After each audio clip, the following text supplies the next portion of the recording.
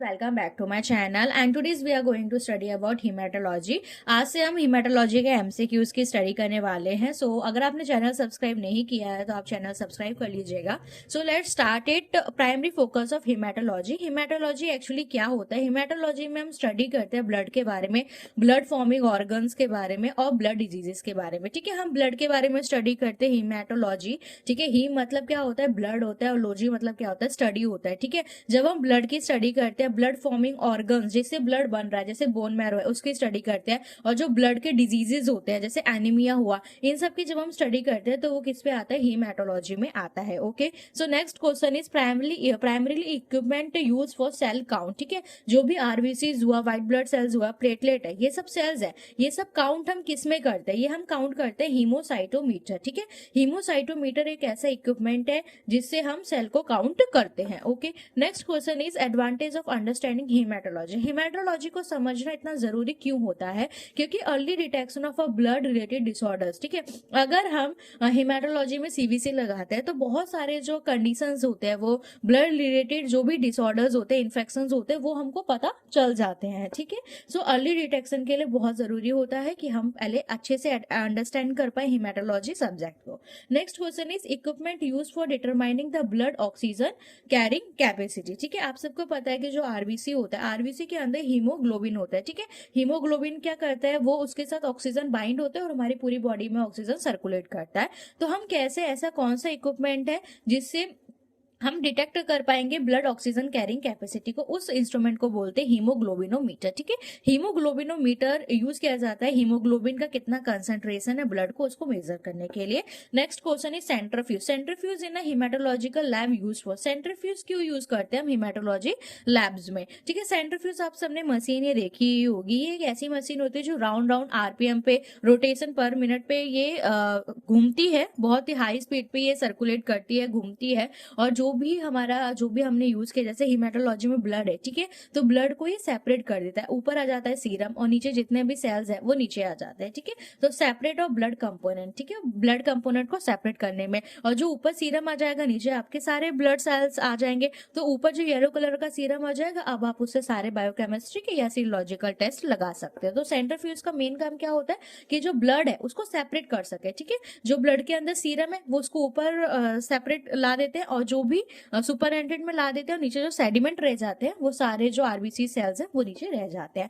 Primary function of blood. Blood का सबसे पहला काम क्या होता है? प्राइमरी का जो जो इंपॉर्टेंट काम है ब्लड का, वैसे तो बहुत सारे काम होते हैं, जैसे टेम्परेचर को मेंटेन करना, पीएच को मेंटेन करना, लेकिन जो प्राइमरी फंक्शन है वो ट्रांसपोर्टेशन ऑफ ऑक्सीजन, ऑक्सीजन को ट्रांसपोर्ट करने का काम बहुत ही इंपॉर्टेंट होता है ब्लड का। और साथ ही साथ में न्यूट्रिएंट को भी ये क्या करता है? न्यूट्रिएंट को भी ट्रांसपोर्ट करता है हमारी बॉडी के अंदर। Next question is component of a blood primary responsible clotting. ठीक है, क्लॉटिंग आपको पता है कि हमें कोई भी इंजरी हो जाती है, कट हो जाती है, तो थोड़े टाइम के बाद जो हमारा ब्लड है वो क्लॉट होना स्टार्ट कर देता है। तो हमारे ब्लड में ऐसा क्या होता है जिससे हमारी क्लॉटिंग होती है? तो उसका नाम है प्लेटलेट। प्लेटलेट एक ऐसी सेल्स होती है जो रिस्पॉन्सिबल होती है क्लॉटिंग होने में। ठीक है, जो ब्लड है उसको रोकने के लिए हमारी प्लेटलेट बहुत ही इंपॉर्टेंट रोल प्ले करती है। Next question is what percentage of blood is plasma. हमारा जो ब्लड है, ठीक है, वो बना है प्लाज्मा से और फॉर्म्ड एलिमेंट से। ठीक है, अब प्लाज्मा है वो 55% होता है, और जो फॉर्म्ड एलिमेंट है जिसमें हमारे आरबीसी सेल्स आते हैं, डब्ल्यूबीसी सेल्स आते हैं और प्लेटलेट आते हैं,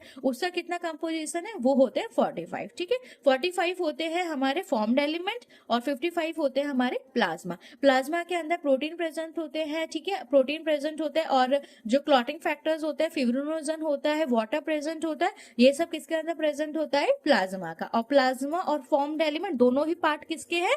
ब्लड के पार्ट है। Next question is which protein in RBC bind to oxygen. RBC के अंदर, रेड ब्लड सेल्स के अंदर ऐसा कौन सा प्रोटीन होता है जो ऑक्सीजन से बाइंड करता है? वो होता है हीमोग्लोबिन। सबको पता है कि haemoglobin is responsible for carrying the oxygen. Oxygen को कैरी करता है और पूरी बॉडी में ट्रांसपोर्ट करता है with the help of RBC. Which component of a blood is responsible for immune response. हमारी बॉडी के अंदर जो ब्लड है उसके अंदर इम्यून रिस्पॉन्स के लिए कौन सा सेल्स है? वो होता है डब्ल्यूबीसी। ठीक है, डब्ल्यूबीसी के अंदर न्यूट्रोफिल होता है, इओसिनोफिल होता है, वेसोफिल होता है, और आपका लिम्फोसाइट्स होते हैं। ये सब चीजें होते हैं। लिम्फोसाइट्स होते हैं वो बी सेल्स होते हैं, टी सेल्स होते हैं, और न्यूट्रोफिल्स होते हैं वो भी। हम ये सारी चीजें हमको क्या प्रोवाइड करते हैं? हमको इम्यूनिटी इम्यूनिटी देती है, हमारे इम्यून रिस्पॉन्स के लिए रिस्पॉन्सिबल है, तो ये WBC होता है, ठीक है। Next question is life span of RBC। RBC की लाइफ स्पेन कितना होता है? 120 डेज होते हैं, लेकिन आप 120 प्लस माइनस 20 डेज कर सकते हो, ठीक। After that role of albumin in the blood. Albumin एक ऐसा एक प्रोटीन है और इसका क्या काम है हमारे ब्लड के अंदर? ये जो भी ऑस्मोटिक प्रेशर है हमारी बॉडी के अंदर, जो हमारी बॉडी का जो ऑस्मोटिक प्रेशर है उसको मेंटेन करके रखता है albumin. What happen when RBC count low? जब हमारा RBC है वो कम हो जाए, नॉर्मल रेंज से RBC कम हो जाता है, ठीक है, 4.5 से 5 मिलियन पर क्यूबिक ऐसा होता है RBC काउंट। अगर RBC काउंट कम हो जाएगा तो हमें एनीमिया हो जाएगा। What is the function of fibrinogen in blood? हमारे ब्लड के अंदर फिब्रिनोजन भी प्रेजेंट होता है। फिब्रिनोजन का काम क्या होता है? ब्लड को क्लॉटिंग करने के लिए, और फिब्रिनोजन एक क्लॉटिंग फैक्टर भी है, ठीक है। फिब्रिनोजन क्या काम करता है? ब्लड को क्लॉट करेगा। Most abundant blood cells in human body. Human body के अंदर सबसे ज्यादा एबंडेंट ब्लड सेल कौन सा है? वो होता है RBC, जिसे हम कहते हैं red blood cells. After that erythropoietin where primary form. जो इरेथ्रोपोइटिन है, इरेथ्रोपोइटिन एक ऐसा हॉर्मोन्स है, और ये कहाँ बनता है? सबसे पहले ये बनता है किडनी में। किडनी के अंदर हमारा इरेथ्रोपोइटिन हार्मोन बनता है, और यही इरेथ्रोपोइटिन हार्मोन हमारे RBC के प्रोडक्शन को स्टिमुलेट करता है, उसको स्टार्ट कराता है। After the next question is what is the average pH of human blood? Average pH क्या होता है ह्यूमन के ब्लड का? 7.4 होता है, स्लाइटली एल्कलाइन होता है, एसिडिक नहीं होता, न्यूट्रल नहीं होता, 7.4 होता है, स्लाइटली एल्कलाइन में जाता है हमारा pH, ठीक है, ब्लड का pH। Which ion most important for maintain the pH in the blood? हमारे जो ब्लड है उसका pH को 7.4 pH को मेंटेन करने का काम कौन करता है सबसे ज्यादा? बायोकार्बोनेट, ठीक है, बायोकार्बोनेट मेंटेन करता है pH in blood. Which component of a blood carry CO2 back to lungs? ठीक है, अब ऑक्सीजन को लेके कौन जा रहा है? RBC, तो कार्बन डाइऑक्साइड को वापस लंग्स को कौन देगा? RBC। दोनों काम RBC ही करता है। Higher number of white blood cells count. अगर हमारे अंदर WBC का काउंट बढ़ जाता है, जैसे बैक्टीरियल इन्फेक्शन हुआ, ठीक है, आपको कोई टाइफाइड हो गया या वायरल इन्फेक्शन हुआ, ठीक है, ये कुछ भी हुआ, WBC बढ़ जाता है, इंक्रीज हो जाता है, तो उस कंडीशन को कहते हैं लुकोसाइटोसिस। अगर WBC कम हो जाए तो क्या कहते हैं? लुकोसाइटोपीनिया। साइटोसिस मतलब बढ़ जाना, इंक्रीज होना, पीनिया मतलब कम हो जाना, और लुकोसाइट मतलब WBC। Increase red blood cell count. अगर RBC का सेल काउंट बढ़ रहा है तो उसको हम बोलेंगे पॉलीसाइथीमिया, ठीक है। कब बढ़ जाता है RBC? जब भी हमको कुछ ऐसे अगर RBC काउंट बढ़ रहा है तो उसे बोलेंगे polycythaemia. Next question is cellular component most affected by carbon monoxide poisoning.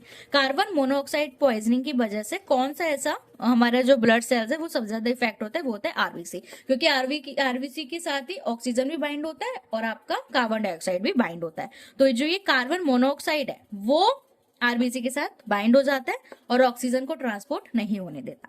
Process responsible for formation of RBC। RBC बनने के लिए ऐसा कौन सा प्रोसेस होता है?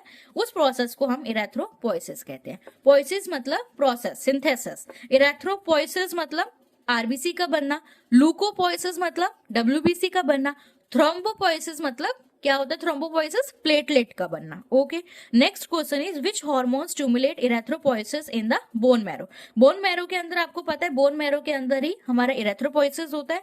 RBC, WBC, प्लेटलेट सब कहाँ बनता है? बोन मैरो के अंदर। और इरेथ्रोपोइसिस जो है उसके कौन सा हार्मोन्स रिस्पॉन्सिबल है जो इस प्रोसेस को करे? वो होता है इरेथ्रोपोइटिन। इरेथ्रोपोइटिन एक ऐसा हार्मोन्स है जो हमारे किडनी में बनता है। Cells are precursors to erythrocyte. Erythrocyte जिसे हम कहते हैं RBC, उसका सबसे पहला कौन सा सेल्स है? सारे जो सेल्स हैं वो एक मेन हीमोपोएटिक स्टेम सेल से ही मिलकर बने होते हैं। हीमोपोएटिक स्टेम सेल से सारे सेल्स मिलकर बने होते हैं। लेकिन इरेथ्रोसाइट का कौन है प्रिकर्सर? प्रो इरेथ्रोब्लास्ट या प्रो इरेथ्रोब्लास्ट, और प्रो इरेथ्रोब्लास्ट से क्या बनता है? Normoblast. Cells are precursor to leucocyte. WBC का प्रिकर्सर क्या है? माइलोब्लास्ट। और cell are precursor to thrombocyte. Platelet का प्रिकर्सर क्या है? मेगाकैरियोब्लास्ट। वैसे तो सबके कॉमन होते हैं, हीमोपोएटिक स्टेम सेल्स होते हैं, लेकिन उसके बाद जब नीचे सीरीज आते हैं तो चेंज हो जाते हैं। इरेथ्रोसाइट का याद रखना बहुत जरूरी है। प्रो इरेथ्रोब्लास्ट, नॉर्मोब्लास्ट, लुकोसाइट का माइलोब्लास्ट एंड थ्रोम्बोसाइट का मेगाकैरियोब्लास्ट। ये इसमें हमने कुछ हिमेटोलॉजी के MCQs की स्टडी कर रहे हैं। आगे और भी बहुत सारे के हम स्टडी करने वाले हैं हिमेटोलॉजी MCQs के। अगर आपने चैनल को सब्सक्राइब नहीं किया है तो चैनल को सब्सक्राइब कर लीजिए, क्योंकि बहुत सारे इंपॉर्टेंट पैथोलॉजी और जो माइक्रोबायोलॉजी है उसके बहुत इंपॉर्टेंट टॉपिक और MCQs हम पढ़ने वाले हैं आने वाले सीरीज में। आपको मेरे चैनल पर डेली लेक्चर मिलेंगे जिसमें मैं कोशिश करूंगी आपको समझाने की अपनी तरफ से जितना मेरे से हो सकता है। Thank you.